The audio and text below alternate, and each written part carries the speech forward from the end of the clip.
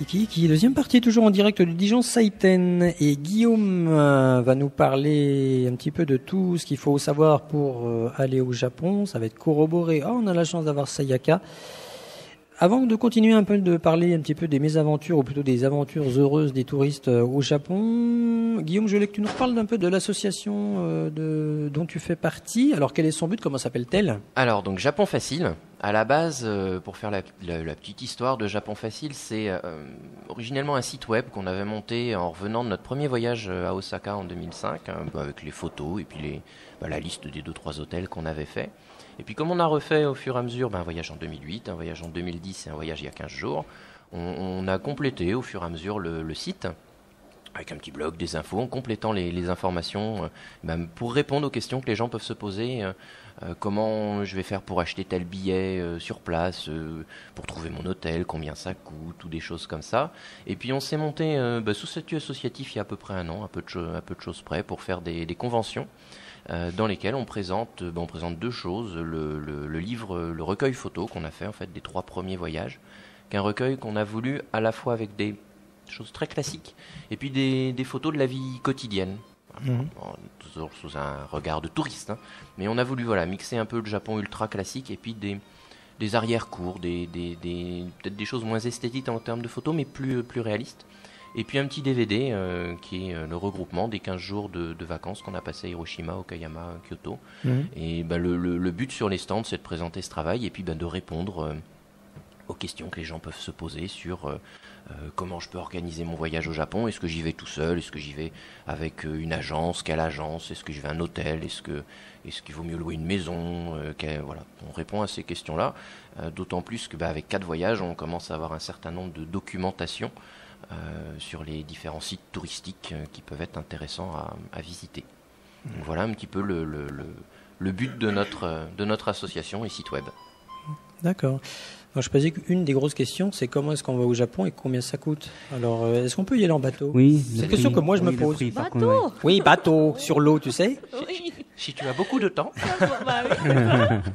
On peut y aller à vélo. Non, en bateau, oui, ça doit être assez affreux, il faut un mois. Je sais pas combien de temps un container va mettre. Un mois, 2 mois.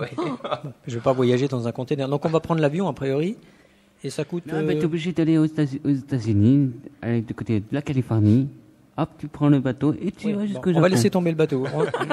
En avion. En avion, on va partir. C'est déjà assez long comme ça en avion. On va plutôt survoler. Ça prend combien de temps là pour le Japon? Eh ben, on va dire 12h30, 11h30 à peu près en termes de temps. Ouais, tout de même. Voilà, c'est un petit peu plus long au retour qu'à l'aller. Moi, j'ai jamais compris pourquoi, mais bon. Question de courant d'air, pour faire très simple. Ah bon, question de courant d'air.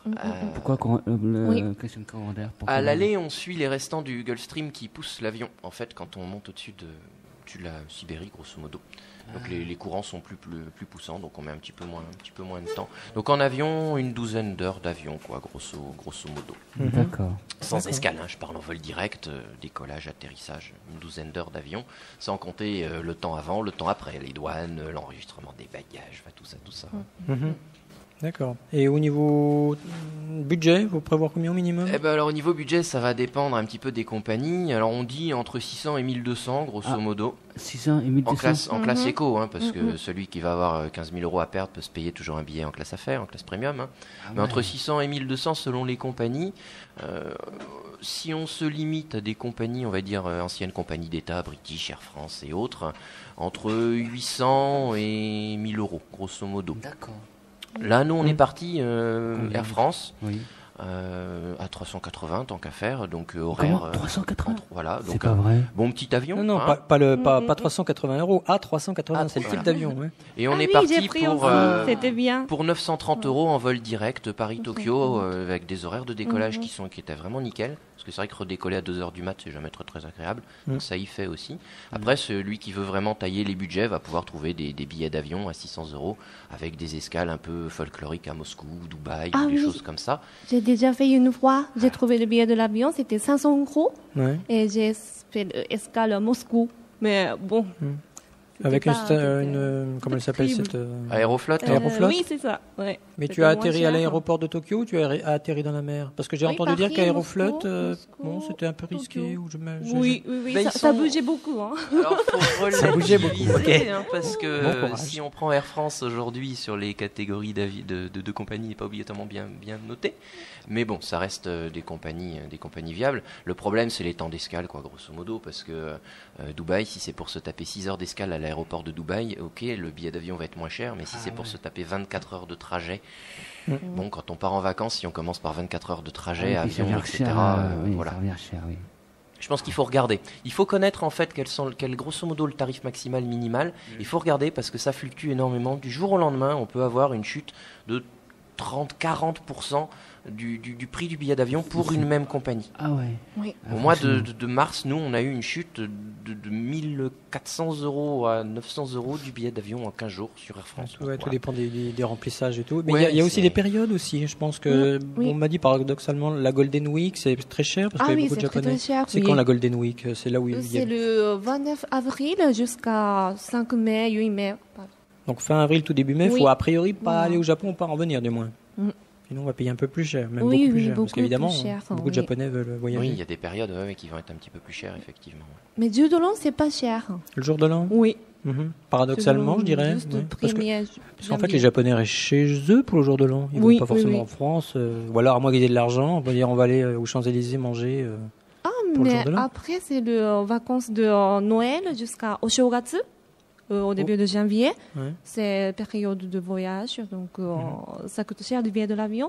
Mais juste le 10 $, c'est vraiment moitié prix. Ah, Un d'accord. peu- D'accord. Bon, pour donner reprendre la fourchette de Guillaume, entre 600, pourquoi pas Oui, moins, entre et 600, 1000, entre 1000. 600 et 1000, voilà, et on Ok. va dire généralement aux alentours de 800, 950. Ok, donc on a pris l'avion, on a atterri quelque part dans un aéroport au Japon parce qu'il y en a plusieurs. Comment on fait pour se déplacer si on veut faire un peu un tour On va pas prendre un vélo a priori, bien que on pourrait. Comment on peut faire On peut. Le plus simple sur la plupart des aéroports, donc nous on a expérimenté Osaka et Tokyo, donc le troisième gros aéroport du Japon va être Nagoya, si je me trompe pas. Après, on commence par prendre un train de banlieue spécialisé généralement, c'est des directs qui vont en centre-ville. Alors nous, on s'amuse toujours à relativiser notre joli RERB qui va de Charles de Gaulle au centre de Paris Oui, oui. et les très jolis Narita Express ou autres Skyliner. C'est une autre catégorie. On sent tout de suite la différence. Oui, c'est de bizarre parce qu'on mentalité, mangerait de presque par culture, terre hein, dans ces voilà. trains-là, alors que dans le RER on mangerait pas par terre a priori. Non, on évitera. Hein. Donc on commence par se rendre effectivement formalité douanière, une petite heure de train pour se rendre dans le centre, aller chercher son hôtel en général pour poser ses bagages et se poser après ces longues heures assis dans les avions. D'accord. Oui, c'est vrai. Il y a beaucoup d'infrastructures ferroviaires au Japon. Il y a beaucoup de trains dans les grandes villes, Narita, Ah ouais, Osaka. dans les grandes villes, Sachant qu'à Osaka, il y a même 2 gares. Il y a Osaka et Shin-Osaka. Donc, faut pas faire comme moi et se planter de gare. Et puis 10 minutes avant dire zut, je me suis planté de gare parce que le temps de prendre de se déplacer, souvent, c'est comme ça qu'on loupe des trains.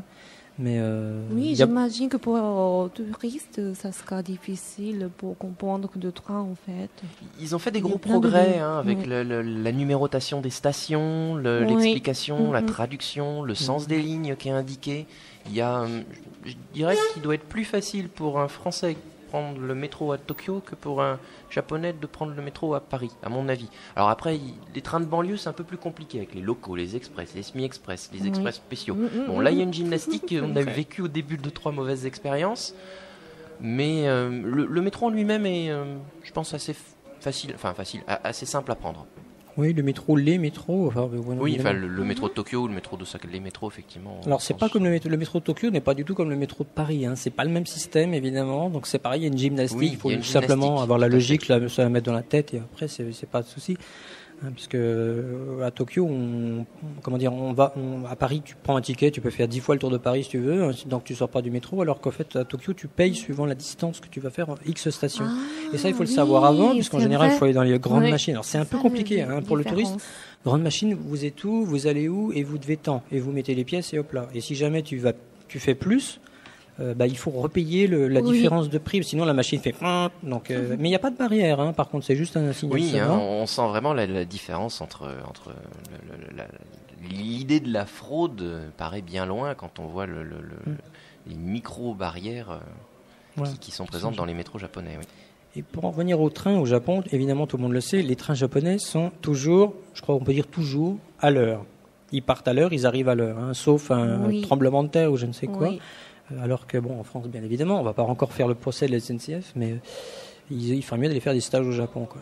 Oui, il y a vraiment le train, autant aujourd'hui, la SNCF va avoir mis à mort sur le TGV, les petites gares vont avoir été fermées, autant au Japon, on peut aller faire du tourisme au fin fond de la campagne, en train, en étant sûr d'avoir, dans le pire des cas, un train toutes les heures, quoi. Et c'est des trains qui, même s'ils ne font que 2 wagons, sont très utilisés. Il y a vraiment une différence là-dessus conséquente. Il y a une vraie, je sais pas si on peut dire, culture du transport en commun, mais de ce côté-là, c'est très très très pratique pour le touriste, où qu'il ait besoin d'aller. On peut se déplacer en voiture, on peut louer une voiture aussi, c'est facile. Alors nous, on n'a pas fait parce que bon, on n'a pas eu l'occasion. Faut pas oublier les formalités. Faut faire traduire le permis, par contre, par l'ambassade. Effectivement, il y a possibilité de louer des voitures. Bon, conduire à gauche plus les panneaux japonais, on n'a pas encore tenté l'expérience. Il faudrait bien tenter l'expérience. Pourtant, Sayaka. Ça pourrait effectivement. Je pense que pour diminuer en groupe, pour diminuer le coût, par exemple, de trajet de Shinkansen entre 2 grandes villes, Oui. la location d'une voiture pourrait peut-être être effectivement quelque chose d'intéressant à creuser. Et puis les taxis coûtent cher quand même, les taxis, non? Alors, En tant que touriste, par exemple, pour aller dans oui et non. Moi, j'utilise le taxi pas mal par mon métier. Je dirais que le taxi japonais est moins cher. La grosse différence, c'est que le taxi japonais, on va le trouver presque à tous les coins de rue. Et le soir, on va faire une soirée à Shinjuku. On est sûr qu'on va rentrer en taxi et qu'il va y avoir 50 taxis qui vont attendre les gens. Il n'y a pas de problème. D'accord. Faire une soirée dans Paris et espérer trouver un taxi au pied du bar, écoute, nous qui habitons à Paris, il faut se lever tôt. Hein. Ah, ouais, d'accord. Et pour trouver un taxi aimable à Paris, il faut se lever tôt aussi. Alors qu'au Japon, c'est pas qu'ils soient aimables, mais ils sont là, ils font leur métier. La porte s'ouvre tout seul, alors c'est assez rigolo Oui. dans les taxis. Oui, c'est un peu déroutant parce qu'on aurait l'habitude de prendre la porte et non, la porte va s'ouvrir toute seule. Et c'est bon, ils sont assez faciles à reconnaître. Hein. De toute façon, une voiture avec des petites dentelles blanches, c'est un taxi. Hein. Voilà, il y a de la- Ah bon, en France, ça se ouvre pas automatiquement. Ah, la non, porte non, c'est toi qui ouvres la porte ou alors si mais- le taxi Ah, c'est est... étonnant. Ah non, bien sûr, bah non, c'est la France. Et souvent les chauffeurs de taxi ont leurs gants blancs. Alors ils vont pas. Oui. Et les chauffeurs de taxi japonais vont, sauf exception, vont pas dire alors vous habitez où, gna gna gna, et moi ma femme et machin Oui, et mon cousin tout et à fait, bidule. oui, Ils font oui, leur oui. métier, ils conduisent leur voiture. Vous voulez aller où? Ils sont aimables, etc. En France, on a une ribambelle de taxis avec une ribambelle de conducteurs qui vont celui te taper un poker ou l'autre te faire la gueule, faut le dire. Enfin, alors qu'au Japon, voilà, c'est un chauffeur de taxi, une voiture. Oui. C'est standardisé. Oui, voilà, c'est tout à fait. Oui. Par contre, les tarifs sont un peu plus chers le soir, je crois. Hein. Un petit peu, oui, un petit peu plus cher le soir. Bon, ça reste relativement raisonnable. Hein. Pour donner un ordre d'exemple, Shinjuku Ginza, donc qui fait quand même un bon trajet à l'intérieur de Tokyo. On est rentré à 3 ou 4 heures du mat, un truc comme ça, et on a payé 15 € par tête. On était 3 dans la voiture. Ah, ça va. Je pense pas que si moi je m'amuse à faire ma banlieue parisienne, le centre de Paris à 3 heures du mat, je non, paye non. 15 €. Donc, Ah oui, il y a une sacrée différence. mais c'est surtout qu'effectivement, on peut les trouver même dans une petite gare de campagne. On va avoir un taxi qui va attendre. Ah ouais. Voilà. Ah, mais dans une petite gare. ouais, ouais. Bah, nous, je pense en France. Ah bah faut le commander. Hein. Faut le Et commander. encore. Et encore. C'est- Sans compter qu'au Laos, il n'y a pas de taxi, non? Au Laos, non, il y a. Non, nous, c'est Laos. C'est des c'est pousse-pousse. juste dans les grandes villes. Hein, vous avez des voitures là-bas? Oui, on a des voitures. Ah bon, il y a de l'essence. Ah, c'est Ah oui, bien. il y a des Ah, essence, c'est bien. tu bah. crois. Non, Yeah. je te taquine. Voilà, dans la troisième partie de Ikiki, on continuera de discuter avec Guillaume et Sayaka et Bobby.